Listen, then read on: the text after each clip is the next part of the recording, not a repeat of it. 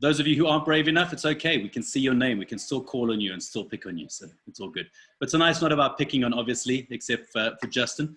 So Just, if you're ready to rock and roll, we can. Yeah, we can absolutely. Go.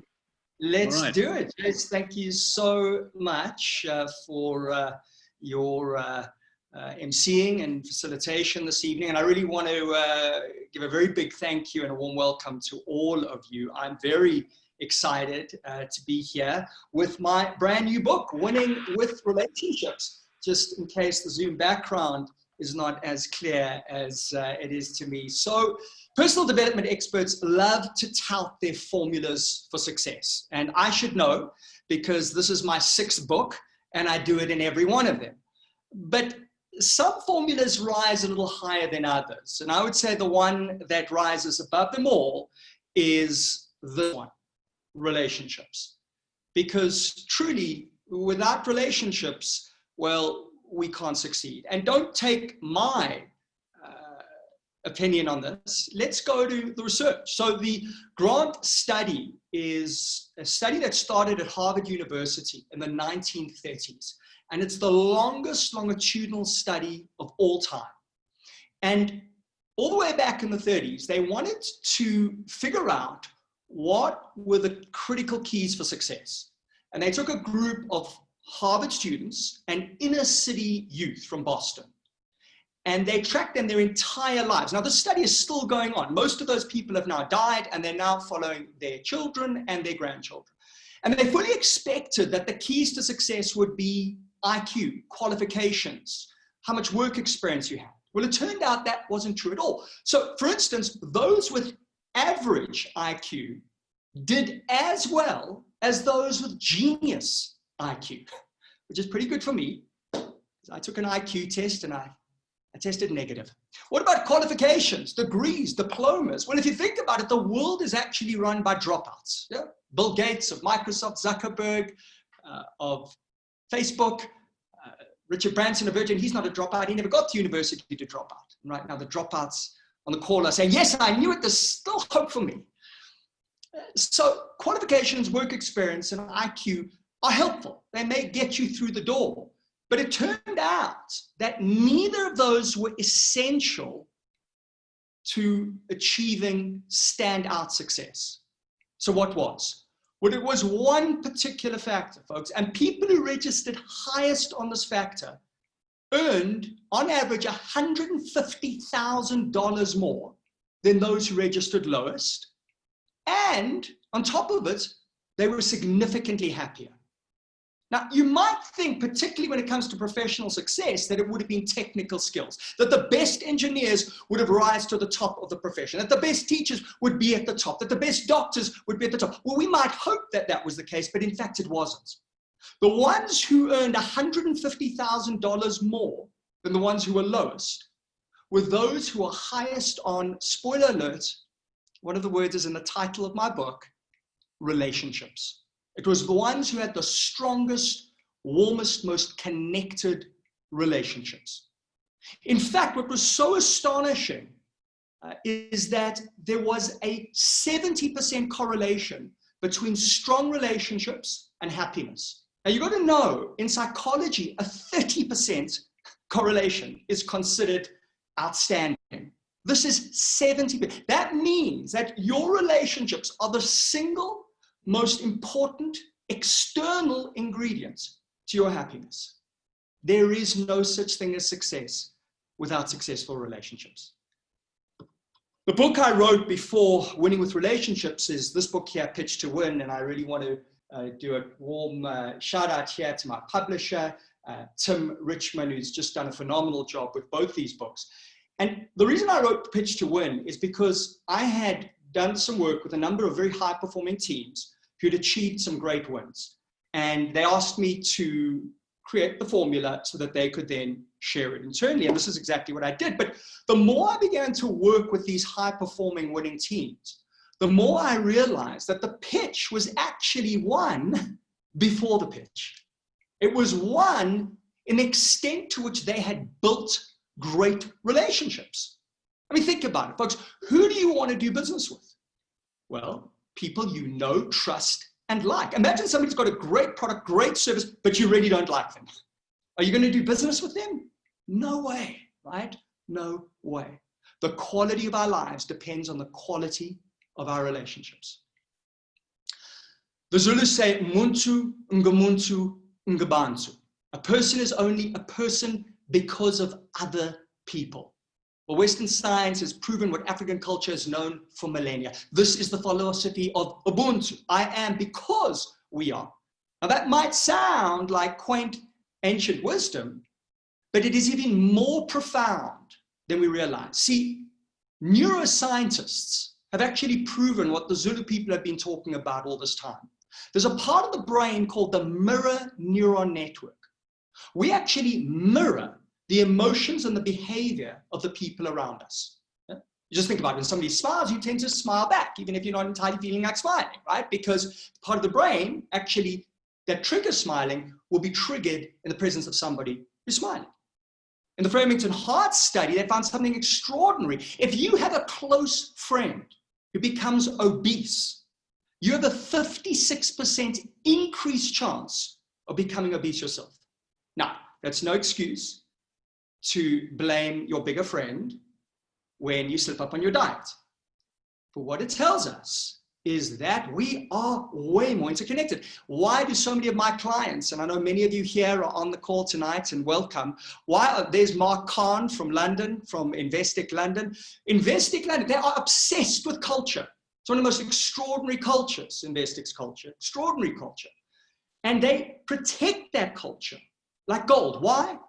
According to a Harvard study, strong culture, strong corporate cultures have 700% increased income over 10 years than weak cultures. What is culture? Culture is not race, ethnicity, nationality. Culture is the way we do things around here. And it turns out the way that you and I do things tends to be the way the group that we find ourselves in tends to do things. Yeah. Now, yes, that means we need to be careful about who we hang out with, right? Be with who you want to be. The Framingham Heart Study found that depression, happiness is equally contagious, yeah, as eating habits.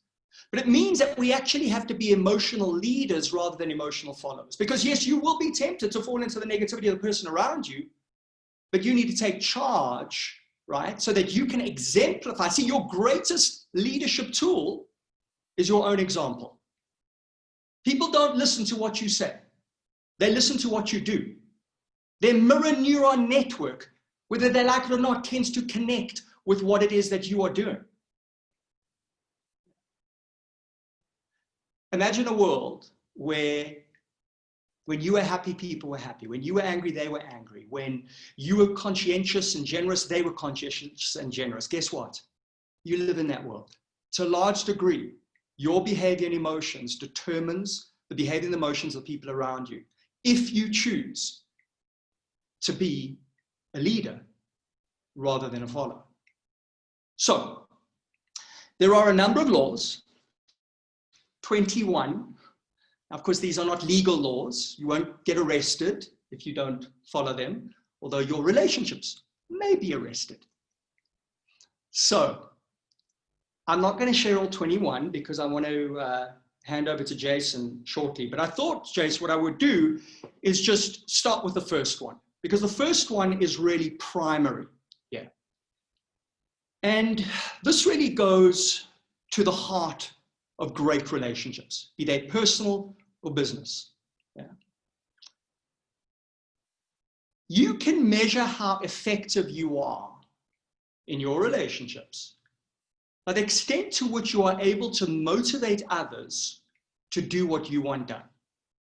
How able are you to move people, to employ you, to be employed by you, to take a particular course of action, to be your friend, to marry you? This is social influence. It's the extent to which you can move others, right? Now that might sound like manipulation, but we need to be very clear about the distinction. Manipulation is when you get somebody to do something that is in your interests, but not theirs. Now, you can do that a few times, but generally you'll be found out. And that's essentially the definition of a con man. Influence is when you get somebody to do something that is in your interest, yes, but it's in their interests too. So how do we do that? We do it with the foundation of the laws of influence, and that is law number 1, give to get. If you want to get more, you need to give more. It's the beautiful law of the universe, this. Unfortunately, many people hear that as give as little as possible and then get, right? But the truth is, it's directly proportional, right? How much you get is based on how much you give. And so people often say to me, Justin, what does it take to be successful? How do I be successful? And what I say to them is, don't try and be a person of success. Be a person of value, and success will follow. When you bring value into the world, you will get value back. So Adam Grant is a professor, wonderful professor at Wharton Business School, and he's found that you can pretty much divide people into 3: givers, takers, or matchers. Now, givers are people who say, sow and ye shall reap. Not necessarily immediately, but just put it out there. People will see you're a giver, it's going to come back in some way or another, yeah? Now, takers are people who say, it is a dog-eat-dog's world. So you better take as much as you can before somebody else does. What those people don't realize is that usually they are the dog. Now, matchers are people who say, if you give, then I will give. You don't want to be in a team of matchers because everybody starves while everybody's waiting to give. So who do you think are the most successful? Well, no prizes for guessing. Givers. Overall, givers are more successful. Think about it. Who do you want to do business with? Who do you want as a client? Who do you want to bring into your business, right? Who do you want to, as a friend, a giver, a taker, a matcher? Of course, a giver, right? So giving is a very powerful strategy of success. Now, of course, there are exceptions, like the ex-president of our beautiful country, Jacob Zuma, right? The thing is, how successful will Jacob Zuma go down in history, right? So you can fool some of the people some of the time, but ultimately, his legacy will show him to be the criminal taker that he was. Unfortunately, that was at the expense of some of us, but fortunately, we now have a giver in the presidency. I'm pretty sure about that. And that's why we can already feel that our country is moving forward. So there are 3 kinds of giving. Very simply, there's transactional giving. Now, transactional giving is when you say in a business, you give your product, you give your service, and you get your money in return, right? And that's the most basic form of giving. We want to be able to do a bit more than that, but let's not diss transactional giving, right? I mean, if you think about it, just being a business that gives what is to be expected is often more than what many are doing, right? So give what is expected. Yeah. And it is a wonderful, wonderful world that we live in, that you can take your passion, yeah, whatever it is, that service, that product, that skill that you have, and you can bring it into the world and earn a living that way. One of the things that I am so tremendously grateful for when I look around at my apartment and I go, I didn't have to build this apartment, because honestly, my building skills, like my eye-hand coordination, is not to be emulated. And yet just through words, through sharing words in books, in presentations, in workshops, in seminars, I've been able to take those words, those ephemeral words, yeah, bring them into the world, take that value and extract the value that I've been able to create this life that I'm so grateful for. Isn't that beautiful? And in some ways, that's what transactions are. They're great. I know we sometimes negative about transactions. No, that's wonderful. However, if we really want to be successful, we want to shift from transactional giving to generous giving. What is generous giving? Generous giving is when you give even more than they expect, right? You thought you were coming to this book launch to only see Justin Cohn. And I made sure that I was going to give you even more, but you never thought that more would be even better than me. The great Jason Greer from The Bachelor. Huh? Come on, admit it. I want to see some applause here. I want to see some real applause. And so that's what we want to do. We want to delight and surprise and give it even more than is expected. And I'll give you a beautiful example of this from one of my clients, a luxury car company. And the dealer principal was telling me about a story about a particular client, very, very wealthy client, who bought one car, but he'd buy cars, he had a fleet, and he'd buy cars from different dealerships. But something had happened, the visor had broken in his car. He came in and they fixed it. And at the end, he said, how much do I owe you? And they said, no, don't worry, that's on us. He wrote them a letter and said, I just want you to know how great it is to feel like I'm not just a number. I'm not just a client. That made me feel like I'm a friend, like you really actually care. And I want you to know from now on, I will be buying all my cars from you. Now just take that on board. That visor cost them no more than a couple of $100. That little extra that they didn't have to do created so much goodwill that in fact, the result was infinitely greater than that small act of giving. And that's the power of generous giving. The thing is, folks, we don't just do it so that we can get back. We do it because intrinsically, it's one of the most powerful ways to raise our emotional well-being. So how's this? If you gave your partner or a colleague or a friend, did something, a random act of kindness, you did something special for them, maybe an unexpected cup of tea, it would boost their happiness. But the research shows it would boost your happiness even more than theirs, even more than theirs. Now, that's no excuse to tell your partner how much happier she would be if she made you a cup of tea. But what it tells us is that the gift is really in the giving. Now, psychologists believe that it's got something to do with a neurochemical in the brain called oxytocin. Now, oxytocin is emitted in mother's milk. It creates that lovely warm bond of connection, right, between a mother and baby.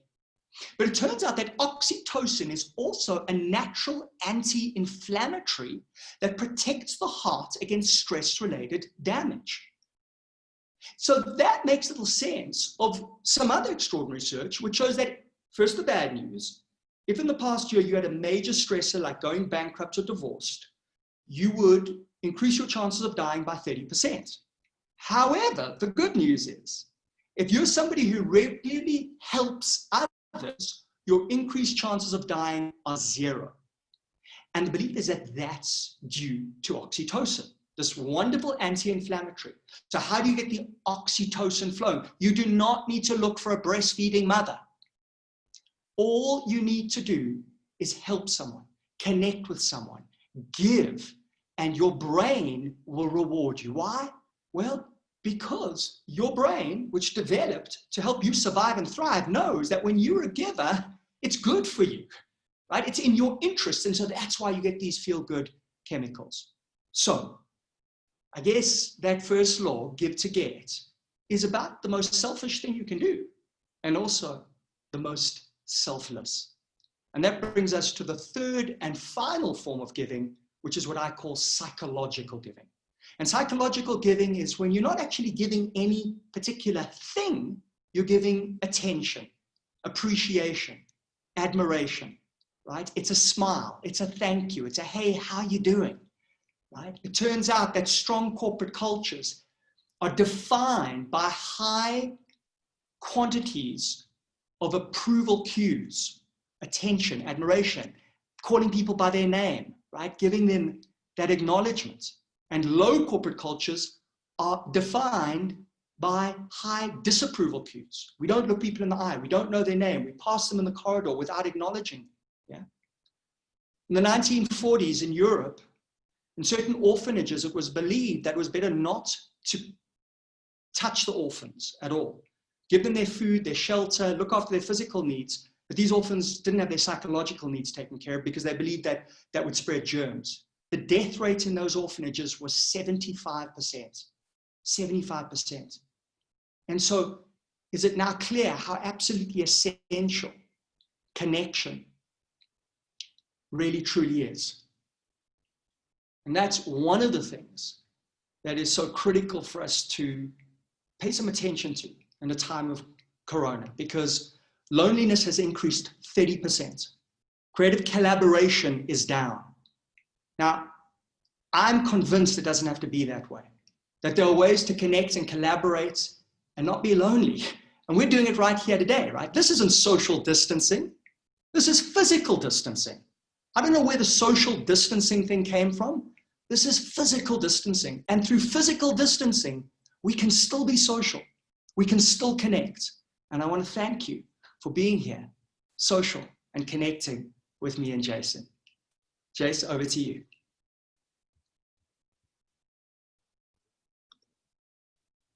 Mute myself. There we go. Am I unmuted? Good to rock and roll. Unmuted. Justin, I got to tell you, I think that's one of the first times I've ever really seen you truly speak, and it was fantastic. I mean, one of the first things, just from the book, before I begin, I don't know if you can see this book, as my silly background's not working properly, but my name is on the front of Justin's book. I mean, for goodness sakes, what? This book is invaluable, and it really is. And I cannot tell you, you're talking about happiness a moment ago. This is just phenomenal. So it really is amazing that you did that, and that you're having me here today to host your book launch. It's incredible to be a part of this. It really is. Like, it's funny to think that I know this person who wrote the book. It's brilliant.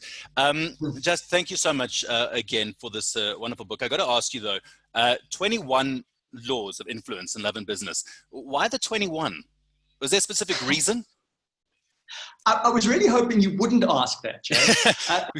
So numbers have a kind of magical effect. So Tim, if he's on the call, my publisher will tell you that you can have seven habits of highly effective people. You can have 3, you can have 5, but you probably don't have 8, you probably don't have 19, and you probably don't have Correct. 24. But 21, you know, we all came of age at 21. 21 is you become an adult. There's something beautiful and almost a little mystical about 21. So maybe this is about, you know, that sort of coming into our fullness with 21. Well, because I did a bit of research, my own research, I didn't tell you this, but I did my own research. And it turns out that the number 21 symbolizes perfection, integrity, a powerful unity, and also something very interesting. I know you've been to Washington, D.C., and you've been to the Tomb of the Unknown Soldier, I'm sure. I think it's quite a tourist place to go to. But did you know, so now the Tomb of the Unknown Soldier is guarded 24/7 by 3 guards, full-time. They are handpicked. It's the highest honor to guard the Tomb of the Unknown Soldier. But here's the interesting thing about the number 21. Every soldier takes a series of 21 steps, halts for 21 seconds, turns, another one 21 steps, halts for 21 seconds, and that's how they rotate. Now, it's interesting that they chose the number 21. And I literally found this out yesterday. Why the 21 gun salute? You know, I think it's got to do with the fact that there's integrity behind it and unity, bringing everyone together. And I think this is what this book has done. It has brought all 21 of these laws of influence and love and business together in such an amazing read. And that's the other thing about this book.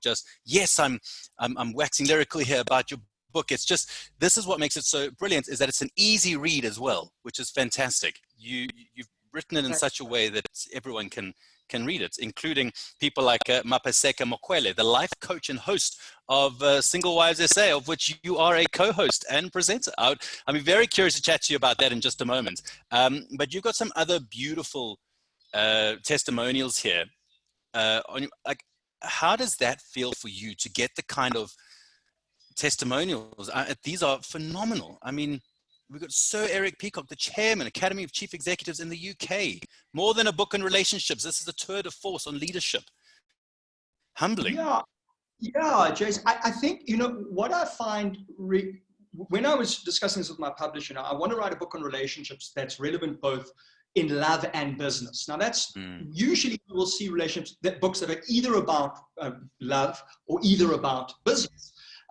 Now, it was always clear to me that many of these laws, in fact, probably most of them, apply both to your personal romantic relationships and your business relationships. You take something like, let's talk about appreciation. So appreciation, firstly, it's the number one reason people leave a job. They say they feel unappreciated, they feel unacknowledged, like people don't care about them. Guess what? The number one factor that people complain about in their partners, same thing. It's lack of appreciation, right? Exactly the same thing. So, Jason, I think I might have just, I might have just muted you. So I am going to just try and unmute you there because I want to hear what you have to say. Give me one moment, folks. This is kind of looks like it's our first rodeo, right? But it's, okay. So what I'm going to do is, there we go. So I think what happens with Zoom is that when I mute you, there we go. And there we go. Unmute. Okay, so I'm going to keep you there. Sorry. Thank you. But so this is what I find so extraordinary, right? The biggest complaint spouses have about one another, lack of appreciation. We take one another for granted. Biggest complaint employees have, lack of appreciation. In fact, in the high-performing teams that I work with, the research is clear. The number one factor determining the success of a team is not the particular skills. Of course, those are important, but we're talking about extreme success again. It's how the team feel about one another. Yeah. So if essentially high praise teams are high performance teams. High praise is high performance. And I'll tell you a beautiful study on this. This was on doctors, maybe relevant in the age of Corona. These doctors were given a little token of appreciation before they went in to do a diagnosis for liver cirrhosis, right? Serious business, right? Half got little token of appreciation to say, thank you, really appreciate the great work that you're doing. The other group got nothing. They go do their diagnosis. The ones who got that little token of appreciation achieved their diagnosis in half the time. And just in case you think they were so happy they were in corners and weren't that effective, they were nearly 20% more effective than the ones who never got a token of appreciation. The moral of the story, if you want an accurate diagnosis from your doctor, don't wait for him to give you a lollipop. Give him one first. Right? Let people know that you value them, that you care. It comes in small ways. It's a smile, a thank you, a handwritten note. You know, it's one of the most powerful leadership tools is appreciation. What gets appreciated gets repeated. Right? It's very important. People don't come up to you and with tears in their eyes every month to thank you for paying their salary. But you write a little handwritten note just to say, I noticed, thank you. You pulled out all the stops. I really appreciate it. And I've literally spoken to people who got that note 20 years before from a CEO, went home and put it on the mantelpiece, and they still have it to this day. Wow. Just that little note. That's how much a few words of appreciation mean. You know, Justin, you're talking about smiling, and you've mentioned it a couple of times during the course of this evening so far. And I know if we take a look at some of the aspects of your book, and just a couple, just to give people a bit of a tease of what you can expect. One of the biggest things that stood out for me was the Madiba ESP, where you have the eye contact, the smile, and the posture.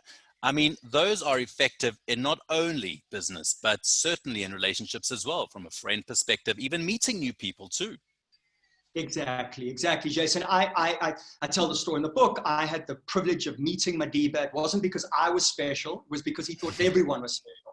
I happened at a presentation, and I was standing at the back of the room with the cleaners. And he then at the end went and connected with virtually everyone in that room, starting with the cleaners, which is only why I had my hand shaken pretty early on. Madiba would look for people who had less status, not more, right? Most people are looking for people who got more status, Madiba lived that beautiful definition of character. Character is how you treat people who can do nothing for you. Yeah. Right? Wow. But I had my moment with him, Jace, and I felt like the center of his world. I felt so special. And it wasn't because it was Nelson Mandela. I'd met famous people before and I hadn't felt that way. And I tried to understand what is it that he did that made me feel so special. And I kind of reverse engineered it. I'm a student of success. I want to understand what does it take? And I noticed he did three simple things. And yes, the first was eye contact. He looked at me, right? He wasn't looking over my shoulder to find somebody better to talk to. He acknowledged you, He acknowledged me, right? He wasn't looking at his phone. Yeah, he you know, you can be in the room, but not be in the room. Yeah. He was in the room, right? And you know, one of the beautiful greetings we have in our wonderful country is Sawubona. And Sawubona means, I see you. But it's not just I see you, I see the ceiling, I see you. I see your Yeah. potential. And when I really see maybe even your divinity. Yeah. The amazing thing happens when you really see people in that way. They reflect back what you see. Right? And so he saw me, he really saw me. So that was, and that you can't do without eye contact, right? So eye contact, smile. Now smiling, it seems like almost kind of facile to say to people smile. But there's such fascinating research on smiling in the business world. Leaders who smile more have significantly better relationships and results from their people than those who don't. And I'll tell you why that is. It's actually quite fascinating. If you're a leader, folks, you're somebody's meal ticket. And when they come in, they're looking to see, am I okay? And if you walk in with a frown, it could just be because, you've got, I don't know, you just had your corona test and you still haven't got the results yet. It could be for something else completely different, but they're going, because it's the self-obsession bias, right? We always think it's about me. If you're frowning, there's something wrong. Then we go into the lower brain, right? That's the reptilian brain, fight or flight response. When we're in fight or flight response, lower brain, it means that we take a nutrients, glucose, oxygen from higher brain to lower brain. It means we're not as focused. We're not as attentive. We're not as creative. Now, if you come in and smile, right? What's happening? You're saying, we're good. You're good. I'm good. We're all good. Now you free up the resources for the prefrontal neocortex. I can focus. I can attend. I can create. And so something as simple as a leader smiling is actually a way to activate the higher brain, that prefrontal neocortex. And when Madiba had that smile that could light up a small town. Yeah. When he smiled at me, did I feel special? Yeah. And then, of course, Jace, there's posture, right? Yeah. It's about how you actually hold yourself. And you'll remember Madiba had this beautiful regal posture. And what's really interesting is that at the end of his time on Robben Island, Nelson Mandela was the only prisoner who hadn't been assaulted by the guards. And that wasn't because he was Nelson Mandela. In the early days, there would have been no problem assaulting him. But it was believed that it was because he had this wonderful regal posture. And it wasn't, I'm the peacock, I'm better than you. And it wasn't submissive, I'm worse than you. It was, I'm okay, you're okay. Because remember the mirror network. When you walk in with confidence, with your chin up, with a smile, what are you doing? You're giving people the opportunity to mirror that confidence, that smile, that glow, that positivity. And that's what Madiba did so beautifully. I love the idea of being able to mirror someone else's attitude and energy as well. And that's how I'm feeling here tonight, even though we're not together, like physically, socially we are. And it's fantastic still to chat to you. I know also in the book, I don't want to speak what everything's in the book. Otherwise, there's no point in people wanting to get the book. And you really do need to do yourselves a favor and get it. But there's another thing I'd like to get from you. And this is from a personal perspective. Memory's not my strongest forte, as some people here might attest to. So when remembering names, I know there's a way to remember names, and it's really important. I mean, they say that a name to a person is the sweetest and most interesting sound in the world. Now, the biggest thing is, how do you always remember everyone's name, especially if you're meeting a few people? Have you got any tips? So Jay, it's interesting you bring up the name as the most sweet sounding sound to anybody's ear. And that, of course, comes from Dale Carnegie. And Dale Carnegie wrote one of the best-selling books of all time, How to Win Friends and Influence People. And I'd be interested to know how many people on this call have read that book and how transformative it was for them. And I know that it was certainly for me. In fact, somebody said to me, winning with relationships is how to win friends and influence people for the modern world, right? Because it's got modern day examples and modern stories and, of course, modern research, right? Yeah. Dale Carnegie wrote that in the 1930s. But yes, I want to pay homage to Dale Carnegie because it was a book that I think really did transform the way that I interact with people. And I realized how important it was. And in fact, perhaps just on that point, I'd like to add, I think a lot of people think, well, how I am is just how I am, but actually, you aren't born how you are, right? You develop that and you develop it unconsciously. And I would say in many ways, winning with relationships, I like to think of it as a relation app. We all know we've got to update our apps on our phone, right? Well, maybe we've got to do a little relation app update every now and again. Can I improve the way that I actually interact, communicate, and connect with people? Because this is so so important. And Jace, you're right. One of those key things is names. Absolutely. Yeah. When you call somebody by their name, they feel like you've taken that time and that trouble, and that it's just something that is, that really has a tremendous effect. So your question is, well, how do you do it? Well, first I've got to tell you, I don't have a great memory either, right? And I used to think, I'm not great at remembering names. Like some people really are, they have a very natural memory. But the problem is, the moment you say, I'm not great at remembering names, then you really won't remember any names because you won't even try. So Yes. I remember everyone's name, but I remember a lot more by making the commitment to remember more. And so there's a couple of ways. Firstly, if I go into a meeting, one of the things that I do when I make notes is I write down everybody's name, right? Yeah. On my computer, or pen and paper. So I'm writing the name down. You want to use the name in conversation, right? The more that you use it, the more it imprints for you. And then you want to make a connection. I'll tell you a funny thing. This is actually a bit of an embarrassing story. And Rick Allen will actually attest to this. This is a I can't believe I'm telling this story. It's a terrible story, but maybe it's too late. You already started. You got to finish. I know. I can't really go back. But I used to always have a problem with your name. And you think, how can you have a problem with Jason? I'm super famous, Justin. I know. He's that bachelor guy. He's that bachelor guy. Jason, I'm not even kidding you. And Rick, our mutual friend, I'd say to Rick, oh man, I'm your friend. I mean, I feel so bad about it. And I'll tell you why. Is that your name is the same name as a kid that I went to school with, who was a very different human being to you. So very, very different. And he owned Jason. So somehow you with being a Jason. But what's interesting, more masculine guy, Sure. Listen, I'm sure I'm better at other things. But the thing is, it's so weird because people will always, like, more often than not, they call me Justin. And like really? that's the thing. If they've forgotten my name, I'm Justin. So honored. You got to be so honored. Only after I met you, Just, did I start feeling okay with the fact that it's Justin. They got the first initial right, so I'm happy with that. So I like that idea. So you just obviously make sure that you use their name in conversation all the time, as often as you can, and just try and connect that name to something about that person.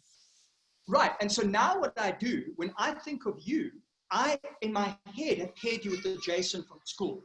So I've now created a visual connection of you two guys in the bath, naked. No, I'm kidding. I heard bar, and then I just left it there. I don't know how I feel. It's so interesting. I mean, I don't do that just so that you know, although you'll never know. But that when you create a crazy image in your head, connecting that person with another and their two names, you will never forget. Like, I will never forget your name is Jason now that I've made that connection. But I had to do that, right? And so, it's just, but overall, Jason, I think it's about giving a damn. Let's face it, if somebody walked in to the room and you had the sense that, let's say that you were single and they were really beautiful and you were like, oh my gosh, I'm so into this person. You're going to remember their name, right? Oh. Or they're the leader of an organization that you want to do, but you're going to remember their name. And so I think what it is finding that connection to that person that means something to you, right? That this person is special to you in some way. And it doesn't have to be somebody who has more status or success. Like Madiba, we've got to find something special in everyone. And I think if you take the time to get to know someone, you will remember their name, right? Because now you've formed a connection. So form a connection. Take the time to do that. And I think this is what's so important, both for winning relations and for our own emotional well-being, right? This is why loneliness is becoming an epidemic. 30% increases. We're disconnected. And I tell you what, the best way to get connected is not wait for somebody to connect to you. It's go out and connect with somebody else. Go and connect with someone. Go and get to know someone. Go take some interest in someone. Well, on that connection point, just further to us being connected through this book now, because my name is in the front here on your book. We're all connected through a mutual friend, if you will, Mnet, because I've just come off The Bachelor South Africa, and you are going into a brand new show called Single Wives SA. How are you looking forward to that? I mean, obviously you are, So yeah, I am, and I know that some of the single wives are actually on tonight's call. They're not allowed to tell us that they are, because I don't think that is. I don't think we've revealed that to the public yet. But not single yet. Wives, this is hello to you. Don't say hello back. But I some of the single wives. Jace, it was such a privilege. These are some of the most beautiful, courageous, wonderful women who, were looking for love again, and I think came to single wives expecting to find the love of their lives. Some of them did, but I think what they all found, even more importantly, was themselves. This is not just the dating show. It's a truly transformative show. Oh my gosh, this show totally exceeded my expectations. And that was because of our wonderful single wives who were really willing to trust Mapaseka, my co-host and coach on this, and really just throw themselves into the journey. I think this is one of the most transformative shows that I certainly have ever come across, and I look out for these shows. So very, very excited. And I know that we've got a lot of people from Mnet's publicity as well, and welcome to those of you who are here. I think Nadine might be with us, and we're doing a really terrific job in getting the show out there. And yeah, we air, of course, on the 3rd of September in the same time slot that The Bachelor was in. So that's Thursday night, 7 o'clock, 3rd of September. So we've got July, August. So like 2 months, pretty much, exactly, almost to the day, which is fantastic. So put that in your diary, 3rd of September, Thursday, 7 o'clock, only on Mnet, channel 101. I've done that a few times, actually. What exactly is your role, though, on the show, Just? Well, that's an interesting question, Jace. And, originally when we started this show, I was supposed to be the dating guru. And I was like, guys, I'm not no dating guru, right? I'm... For me, it's about transformation. It's about personal development. And I got to say a big thank you to Black Swan, our production company. And again, I think we have some of the Black Swan organization here with us tonight. Boy, did they were, I think they were as courageous as the single wives, because this format, Single Wives, is an Australian format. It's taken place in a number of countries around the world, and we totally reinvented it. So the other versions of the show are more of dating show. This is so much more. And in fact, and I hope I'm allowed to say this, but Fremantle, I believe, who are the originators, have been so impressed by what we've done. Or I beg your pardon, Mnet, based on what the show was done in other territories, have really just been so excited about how we really reinvented it. And that was thanks to Black Swan. So I guess to answer your question, I'm the transformative coach along with Mapaseka, and we're host and coach, if you like, which is kind of a weird designation. Usually you've got a host, a coach, and these are very differentiated. And now we're both there, we're there connecting with the viewers, introducing the show, and then connecting with our wonderful single wives as well. So we've got the single wives. Now we've got, I'm trying to find the connection here with The Bachelor. So The Bachelor were a whole bunch of single ladies going after one man, where with single wives, you got a bunch of single ex-wives, I presume, who are all looking for love, hopefully. Now in The Bachelor Mansion, there's a fair amount of drama, as you may have seen in the second season. But now, is there drama with single wives as well? You've got to give us something. Because I'm starting to sweat because I'm wondering how Mnet will feel when I say this. But my understanding was, I think that when Mnet first had a look at some of the early episodes, they were like, there's too much drama going on here. Okay, so I don't think the channel has ever said there's too much drama, but if I'm not mistaken, that's what they said. So yeah, there is no shortage of drama. And I think, Jace, it's all in the, I got to be honest, I'm not a big fan of a lot of reality shows out there that are based on breaking people down. So reasons I love The Bachelor. The Bachelor is about building people up. Single Wives is about building people up. But those shows that it's it's really the politics of distraction, and it's getting off on pushing other people down. And this is one of the points I make in Winning with Relationships. The weakest way to raise yourself up is to push somebody else down. That's the weakest way to raise yourself up. Yeah. The most powerful way to raise yourself up is to raise up the people around you. And I think what we'll see in single wives, yes, there's a lot of drama, but that drama is not this manufactured drama to denigrate people. It's just because these wonderful single wives were going through a lot. Many of them come from some very difficult previous relationships. For some of them, one of our single wives had not dated for 20 years. Right? Because she'd been in an abusive relationship, and she was just really scared, quite frankly, of men after the abuse that she'd been through. Right? I think a lot of people in South Africa can connect with that, and we're going to see that as well. And we're going to see that, and that was difficult, and there was a lot of drama around that. But ultimately, I think all of them really rose up to overcome. And I think they would all say that they really did have a transformational experience. Okay. Well, we're going to open up the floor in a moment to some questions. If you have any questions, please feel free to pop them in the chat there. While you're thinking of your questions and writing them down, Matt, where do we find this book, Where can we get it?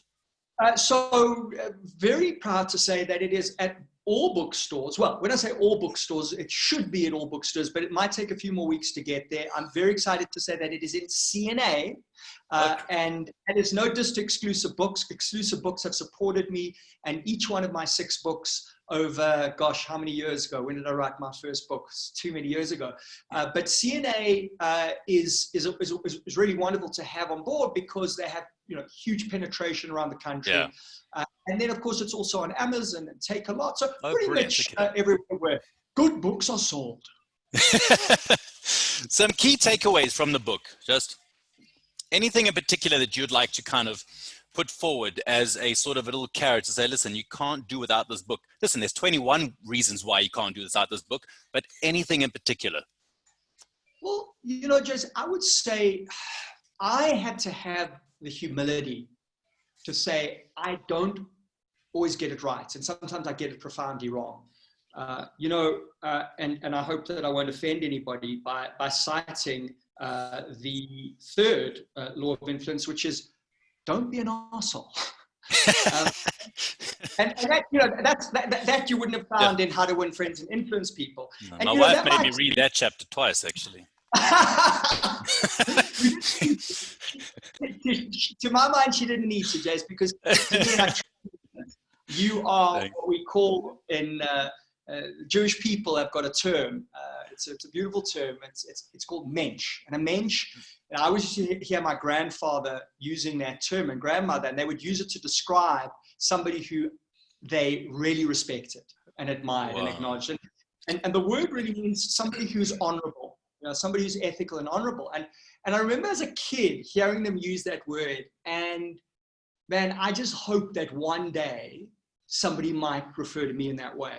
Yeah. And I can tell you that I am not always a mensch if I am at times. Sometimes, yes. Sometimes I'm because this isn't as clean cut as good people and bad people. I think all of us, I think the nicest people can get it wrong. And I know I do. Yeah. I tell you, we teach what we need most to learn, and this is, I find myself often saying to audiences, I don't want to be a hypocrite here. So I'm going to tell you, in fact, many of the stories in this book is when I screwed up, I got it wrong, I messed up. Yeah. Because I think we learn so much by acknowledging when we screw up, because God knows we do, right? And so this is a standard. This sets a very high standard, which I am always trying to live up to. And so I think you asked me for that message. I think it's let's be humble. Let's be humble. Let's acknowledge that none of us get it right all the time. If you can never say you're wrong, you can never say you're smarter today than you were yesterday. Yeah, exactly. And then last but not least, any testimonials that you'd like to kind of highlight? I know you've got a number of them. But anything in particular that you'd like to mention about it, because these are incredibly wonderful to read, and to think that these people, oh, it's amazing. How did you get all these people? It's great, it's amazing. And I'm very grateful to everybody who gave a testimony, and I really want to thank you for that. Jason, I do see a question coming in from Gustav. What do you recommend for business relationships during COVID pandemic? And these relationships constraints that is currently happening. So firstly, Gustav, thank you so much for asking us. This is a very important question. So again, I want to reiterate that I don't know who came up with the social distance. This isn't social distancing. We are not socially distanced right now. We are socially connected. We are physically distant. Now, what the research tells us is that rapport, connection, and liking tends to be at its highest when you are in physical proximity with someone, okay? It is highest. However, there are pretty good substitutes. So what we're doing right now, the visual digital connection is next best, right? So where you can, try to connect with a client, with your partner, with a friend, visually if you can. We don't have the same nonverbal cues. We can't have quite the same level of rapport, but it's not a bad second, right? Next up is the phone, right? Just audio, and then it's text. So if you want to increase the level of connection, if you want to increase the level of rapport, I know you think text is, sometimes you're going to text. We all text, that's fine. But just know that with texting, you're not going to get quite the same level of connection and rapport. So this is fine for quick communication, but particularly if you're in conflict with someone, or you know you really need to build this relationship, or you need to build that trust. Remember, people do business with people they know, trust, and like, right? So you really know you need to build that. In the age of Corona, try to make it a visual connection. Yeah, try to make it that visual connection, because that is certainly going to help. The other thing that we know, Jay, so interestingly, The Economist ran an article just last week, the death of the office. People have realized we don't need offices to the extent that we thought. Commercial property owners are very concerned. Now, I'm not saying we're all going to be working from home forever, but we've realized that actually productivity levels can even be higher when you're working at home than in the office, higher. However, collaboration goes down. So what can we do about it? We need to actively cultivate collaboration and connection. Yes, these Zoom meetings, one after the other, can be exhausting. And by the way, that's why you need decompression between them. Usually we had driving from meeting to meeting for decompression. Don't schedule them back to back if you can. Create some space in between. Go smell the flowers. Play with your kitty cats, like I like to do in between, which is going to get your oxytocin flowing. And when your oxytocin's flowing, you're going to feel good. Hey, kitty cat. And then you're going to go to your next Zoom meeting with a little bit of a spring in your step, right? So be sure to look after yourself, right? However, you do need these group visual meetings to build collaboration. They're very important. Don't neglect them. And that is, unfortunately, yes, the one downside. And yes, loneliness has gone up. But that's largely because people are waiting for others to connect with them. Don't wait for them. Reach out. Pick up the phone. Get on a Zoom call, right? Yeah. Be proactive about building your relationship. You need this for your emotional well-being. Remember, folks, it's the single biggest external predictor of happiness is relationships. So you need it. Oh, well, they didn't call me. So I don't know. Well, then too bad. Okay? So it's their fault, isn't it? It's our fault. Why didn't you call me? Exactly. Or, you know, people say, you know, they never give, so why should I give? Or she, you know, we talk about appreciation. You know, how important is in relationships.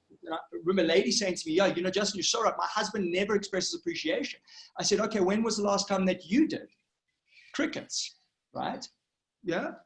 Be Gandhi. Be the change that you want to see in the world. Yeah. Be the change you want to see in the world. And let me tell you, the reward for appreciation, you get more reward by giving appreciation. Wow, what happens? When you express appreciation, you give gratitude. Gratitude increases emotional well-being because you feel the richness of having this person in your life. But they start smiling. Remember the mirror neuron network. You start smiling, right? So this is this wonderful virtuous circle that happens, right? So don't wait for others. And Jason, I'd also say perhaps to Gustav's point, is that, you know, yes, if you're living at home with your family in close quarters, you at times are going to get a little bit irritable, right? And cut people some slack. Don't assume the worst. Forgive, right? It's probably not personal. You know, I quote Hanlon's razor in the book, and Hanlon said, never attribute to malice what can't be attributed to stupidity. Now, I don't love the stupidity part, so I've done a reformulation of Hanlon. Never attribute to malice what can't be attributed to something else. Most people aren't deliberately trying to hurt you, right? Hurt people, right? Don't get me wrong. If you're in an abusive relationship, get out, okay? Get out. But if it's just, you know, a little bit of irritability, and be the bigger person, give them some slack, forgive. And, you know, forgiveness doesn't mean condone, right? You don't have to condone what somebody's done. And women with relationships will, one of the things that, particularly for anybody in a marriage, I'm going to share some really powerful research with you. It's called the 4 Horsemen of Divorce. John Gottman can predict divorce with a 94% accuracy, 94%, based on 4 things that people do. Here's the interesting thing. Those who stay married, those who get divorced, have the same amount of disagreements. Same amount. It's how they disagree, right? And so it comes to collaborative communication, yeah, versus destructive communication. Yeah, and so, yes, people are stressed. You know, emotional distress, severe enough to be considered a mental disorder, has increased 7-fold during the time of Corona. Understand, there's a lot of people in pain out there. By the way, you may be in pain out there. You might be feeling a little helpless right now. Well, guess what? If you're feeling helpless, find somebody to help. Because the best way for you to feel empowered is to demonstrate your power in helping somebody else. Yeah. So remember, it goes back to law number 1. Get to give to get, right? You want to get more, give more love, give more affection, give more connection, give more phone calls, right? Give more. It's just going to come right back at you. Yeah. Well, I mean, just without a doubt, you have given us tonight so much that we can be thankful for. Your wisdom is beyond. So thank you for giving of your time and for being, and thank you for giving us this 21 laws of influence in love and business, winning with relationships. That's fantastic, Just. Thank you so much. Anything you'd like to add finally before we say goodbye? I just want to thank everybody on tonight's call, and forgive me if I haven't singled you out in particular. I know that I know Paul from USB and many clients. I don't actually know exactly who's on this call. There's Jody wonderful Jody from Green Queen Communications, who is my wonderful publicist, who actually did so much to actually put this event together. Jace, I really want to thank you. I see my wonderful mother on the call. This book is dedicated to her. Yes, she hasn't missed a beat, Just. She's been here from the beginning. She's right there. She gave me truckloads of the most important ingredients of a winning relationship: love. Love, love, love. And for that, I will always be grateful. I truly, truly am. The love that my mother has, dear mother, has given me. So yes, this is dedicated to her. And thank you for being on the call there, Ma. And again, to all my friends, my apologies. I can't see everybody who's on the call, but a big thank you. Lots of love to you all. And thank you so much for being here and celebrating this with me. It really means so, so much to me. Thank you for being here this evening, everybody.